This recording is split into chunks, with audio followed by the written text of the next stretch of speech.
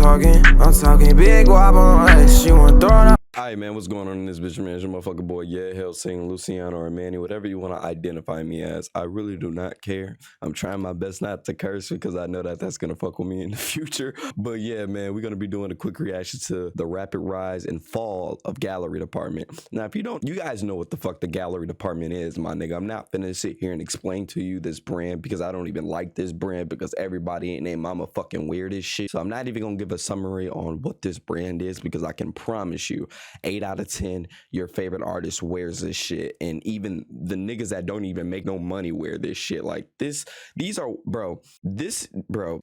brand was one of the most quickest rising brands and one of the most quickest de-rising brands. I don't even know if de-rising a word, but decreasing in popularity brands I've ever seen in my life. Like I've seen, bro, this brand literally did this. It literally did a fucking triangle. Like it went up and went the fuck down, bro. And the reason why it did that is because everybody fucking wears this shit, bro. I like maybe it didn't do that, but bro, from what I see, bro, like everybody has this shit, bro. You can get a fucking gallery. I'm sure this shirt is so easy to replicate that at this point, niggas just buy fake shirts of it. I like this brand is just ugh. I don't even know how this brand gets so much fucking love. Like it's so basic. All the fuck it says is gallery depth. What the fuck is creative about that? What is creative about that? Like what the fuck? Whatever. Hello Ragers, I hope you are all doing well. Now, if you're anything like me, you wake up every morning, put on your $1,200 Migos Gallery Department pants, and then look in the mirror and wonder where it all went. Put on your $1,200 Migos Gallery Department pants. Really? Really? This is what the fuck y'all spending $1,200 on? Those are fucking garbage. Anybody who's wearing this shit, you get no fucking high five from me. This shit is trash, my nigga. Trash. You're clearly paying for a brand that literally, that's all you're doing. You're paying for the fucking print. Literally. And then you get to say that you have $1,200 pants and it carries you for a week. What the fuck, bro? Pants, and then look in the mirror and wonder where it all went wrong. How did such a monumentally artsy and insanely cool brand go from being worn by our favorite celebrities, musicians, and influencers to a shell of its former self, and subsequently go out Bro, I didn't even hear about this brand until I started seeing it rapidly everywhere I fucking scroll, honestly. Musicians and influencers to a shell of its former self, and subsequently go out of business? Did Gallery Department fail to capitalize on their success and innovate on their creative direction? Or was Gallery Dep just another generic LA brand all along? Today, I will be doing my best Sunny V. What did that nigga just say? Awesome, I can't wait to pay $800 so like I've just got robbed by a homeless person. Bro, fucking literally. Bro, if you're buying this shit, you're a fucking hype. Like, Gallery Dep just another generic LA brand all along. Today, I will be doing my best Sunny V2 cosplay while we explore how Gallery Dep got the bag and then proceeded to fumble and tumble it. So make sure you like and subscribe for more crazy and unique videos about niche fashion related topics. It's gallery pants, but they really just Levi pants with the lit thing painted over. So I get to scrubbing this off. These some fucking Levi's. What the fuck? What the fuck? So you're telling me painted over. So I get to scrubbing this off, but they really just Levi pants with the lit thing painted over. So I get to scrubbing this off. Oh my God, and this is exactly what I've been talking about. You are literally paying for a print. They have become so comfortable with just pushing shit out to the point that they're buying shit from other brands and just putting their print on it. Like these niggas are probably literally just buying loads of Levi jeans for cheap ass bulk prices and just putting the print on them. They know y'all dumb enough and gonna still go buy that shit. Fuck, goop, bro. This These shit are fucking Levi's. How? In order to understand the significance of these brilliant paint-splattered, vintage-esque, handcrafted garments, it is important to first gain insight into the world of Gallery Department's founder and creative lead, Josue Thomas. As far back as he can remember, Josue has always been creating. His parents were both into the realm of arts and culture themselves, with his father, Stefan Gilbert, even operating a women's wear label. Josue has stated that he loved seeing the pieces of clothing that his parents had. Through taking an interest in his dad's old Converse and motorcycle jackets, Josue began to gain an appreciation for the unique character that garments developed throughout time as they aged. That meaningful, vintage feeling, combined with personal style, would stay with Josue and eventually serve as core staples of the Gallery Department brand. Skipping ahead a bit, in his 20s, Josue would go on to work for Ralph Lauren. Although he was in a creative position with the brand, he soon began to feel the limitations associated with working under someone or for something that you didn't own. Let's be real, bro. To be artistic nowadays, it's not hard. It's not hard, bro. 80% of the people, 80% of people on Instagram are creative, but 80% of those same people can't afford to execute their real creation. So it's like a lot of people got potential to do exactly what 100% of these brands are doing. It's just that it boils down to, can you afford it? Like, I can do this shit. The fuck? He basically felt as if there was nowhere for him to go within the brand. The only way for him to be fully in control would be for him to start a project of his own fruition. I know all my viewers are self-made billionaires, but this is certainly a relatable feeling for those who have ever worked a standardized job under the man for a fixed income. As a result of the discontent stemming from his job at Ralph Lauren, Josue began DJing and making music in his free time, as well as crafting reconstructed one-off garments of his own.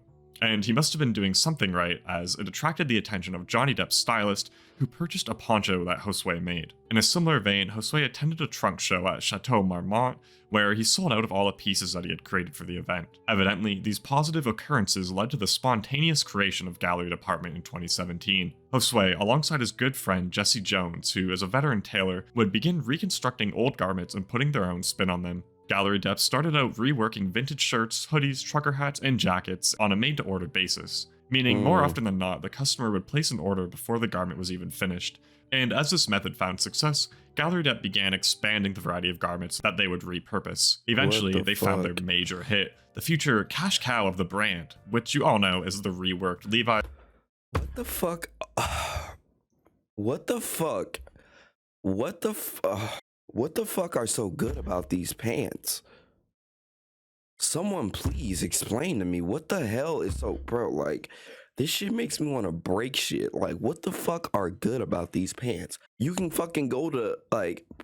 As 501 denim and Carhartt pants. Gallery Dep debuted the La Flare denim, which featured a subtle flare at the bottom of the pants, obviously, as well as reinforced stitching and perhaps even added patches or whatever else they saw fitting. They sold a standard version of the pants you could get for around $395 at first, but you could pay a little bit extra, only like $800 more, to have them personally tailored by Josue. Keep in mind, this was around the time when flared denim was coming into trend, so Gallery Dep was in the perfect position to capitalize. However, fashion is constantly in cycle. Nothing trendy can last forever in a post-trend society, but Gallery Dep began to gain a lot of recognition throughout the broad realm of the fashion industry. This can be seen through collaborations with Chrome Hearts, where those infamous $5,000 orange pants were crafted, and also Virgil was a huge supporter of the brand.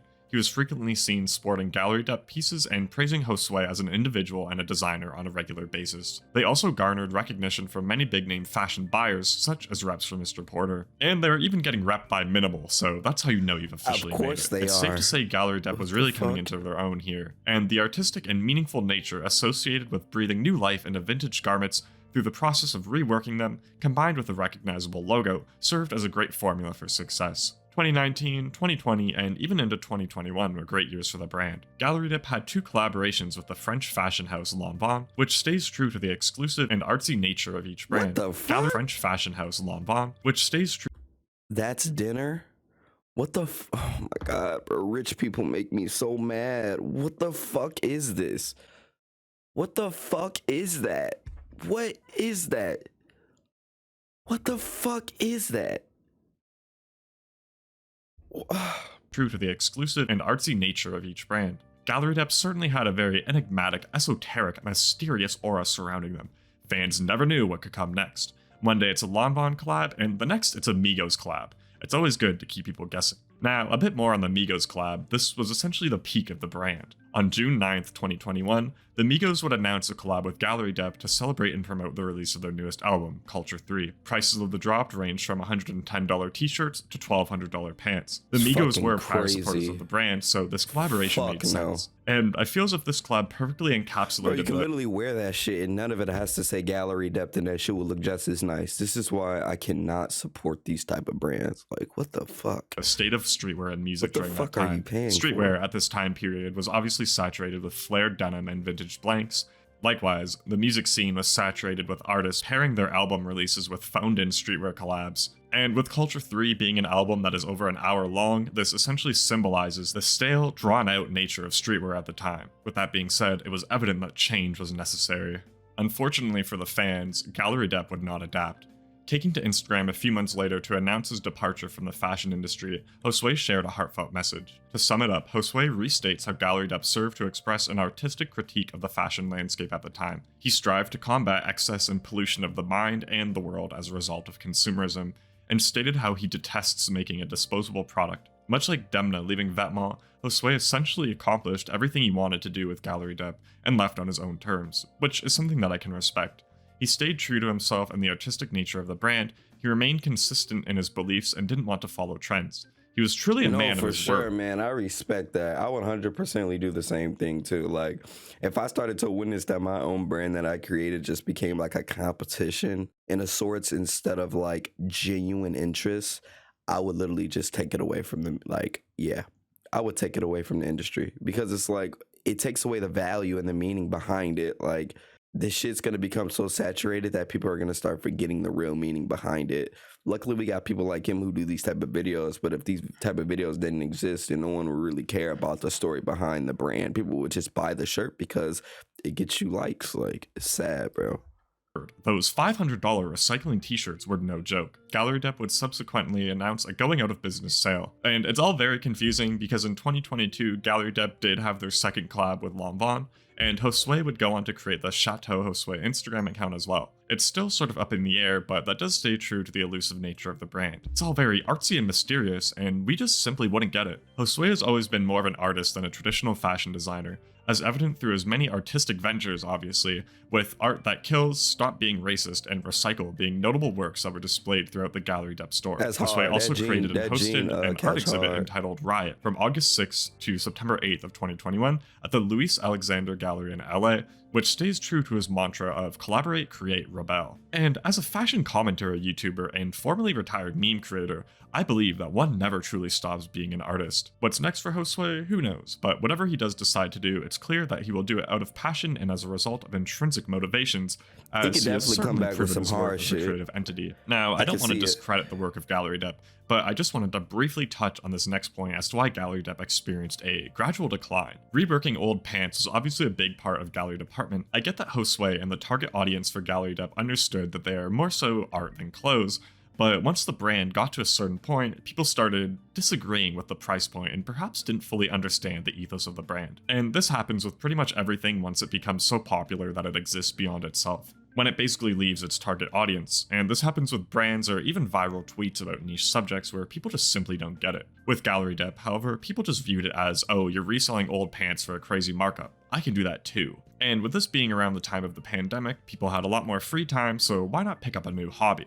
That hobby being buying up all of the good Levis and Carhartts from the local thrift and then posting TikToks about their creative process. At least they weren't buying from Shein, so technically this does fall in line with the Gallery Department message of pro recycling, so I can't even be mad. All in all, now we know the deep dark truth about this elusive and niche and obscure brand that few people know about. Next time you're on a date, feel free to recite this video verbatim in an attempt to win your potential lover over. It will surely work and not scare them away. With that being said, thank you for watching and stay tuned. And with that being said, I'm fucking done with this video. Honestly, this video was boring as fuck. I really didn't like the person who was narrating it. Let me don't get me wrong, like, I don't know you personally, and I'm not saying I don't like you, but you didn't sound that entertaining and intriguing. But Thanks for the information. This is a good video to keep me updated on why gallery department has declined. I honestly don't give a fuck. I just found the video of it interesting because where I live, 80% of the niggas that I run into wear this bullshit. So this video was intriguing to me and I thought I should get it out to the fans. But whatever though, I'm gone. This shit was kind of pointless. If you fucking wear gallery dep, you're just like everybody else, you goofy ass nigga. Congratulations, I'm gonna be the first person to tell you and you're trying to fit in. So good luck. I'm in the Hellcat flying. These little niggas be lying. These niggas be dying.